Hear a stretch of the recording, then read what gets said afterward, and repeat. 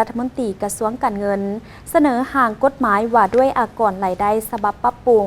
เพื่อแก้ไขข้อคงค้างในการจัดตั้งปฏิบัติอากรรายได้ในระยะผ่านมาทั้งเป็นการอัดซองวางการหัวไหลของไหลหับงบประมาณแห่งชาติท่านสันติภาพพรหมวิหารรัฐมนตรีกระทรวงการเงินได้เสนอห่างกฎหมายว่าด้วยอากรรายได้ฉบับปรับปรุงต่อกองประชุมสมัย3วันที่9ของสภาแห่งชาติสุดที่9ในวันที่24มิถุนายน2025ในนั้นได้ยกให้เห็นเหตุผลและความจำเป็นในการสั่งห่างกฎหมายดังกล่าวเพื่อแก้ไขข้อคงค้างในการจัดตั้งปฏิบัติอากรรายได้ในระยะผ่านมาทั้งเป็นการอัดซองวางกันหัวไหล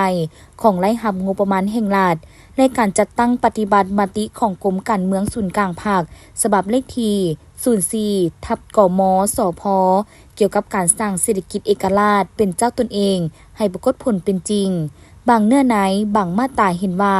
ยังบ่สอดคล้องกับการจัดตั้งปฏิบัติตัวจริงที่เป็นซองว่างในสาเหตุให้การเก็บอากรรายได้ให้สอดคล้องกับหลักการของสากล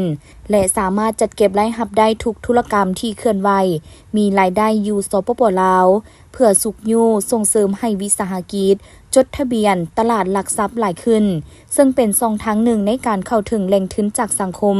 โดยกำหนดนโยบายให้ปฏิบัติอัตราอากรกำไรในอัตราลดผ่อนจาก13ส่วนห้อยมาเป็น10ส่วนห้อยและเพิ่มระยะเวลาปฏิบัติอัตรา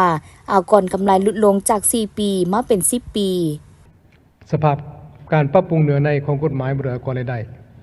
1. การปรับปรุงกฎหมายบ่ด้วยอากรรายได้ในครั้งนี้เพื่อพันขยายมติของคณะประจำสภาแห่งชาติฉบับเลขที่01/คปจลงวันที่23มังกร2025กระทรวงการเงินจึงได้ออกข้อตกลงแต่งตั้งคณะรับผิดชอบผลคั่วปรับปรุงหางกฎหมายบ่ด้วยอากรรายได้ฉบับเลขที่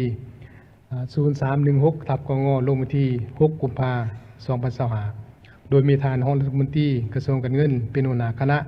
และประกอบด้วยผู้ตั้งหน้าจากกรรมาธิการสภาแห่งชาติหอว่าการสำนักนายกรัฐมนตรีกระทรวงยุติธรรมธนาคารแห่งสปป.ลาวกรมวิศวกรและกรมที่เกี่ยวของกระทรวงการเงิน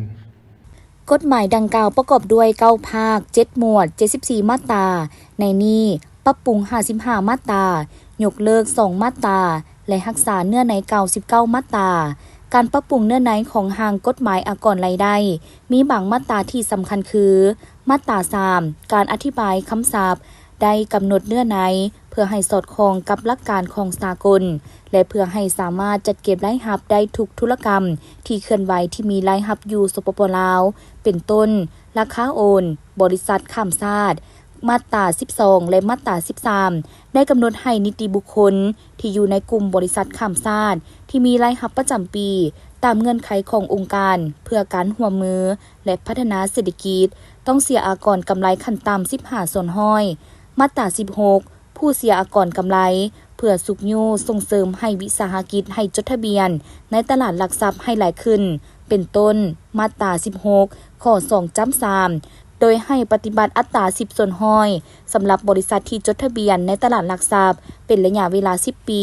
นับแต่วันจดทะเบียนเป็นต้นไปหลังจากนั้นให้ปฏิบัติตามอัตราอากรกำไรที่ประกาศใช้ในแต่ละระยะมาตรา26หามาตรา30อากรกำไรของจุฬาวิสาหกิจให้เสียในอัตรา5ส่วนห้อยเพื่อสุขยูและส่งเสริมให้บรรดาหัวหน่วยจุฬาวิสาหกิจถือบัญชีตามกฎหมายเพื่อเป็นเงื่อนไขให้สามารถเข้าถึงแหล่งทุนจากสถาบันการเงินต่างๆได้มาตรา33รายได้ที่ถูกเสียอากรแม้นได้กำหนดเก็บอากรจากรายได้ใหม่เป็นต้นรายได้จากการขายสินเชื่อคาร์บอนผลผลิตกสิกรรมเครื่องเปล่าของดวงของบุคคลที่ได้รับอนุญาตและรายได้อื่นๆ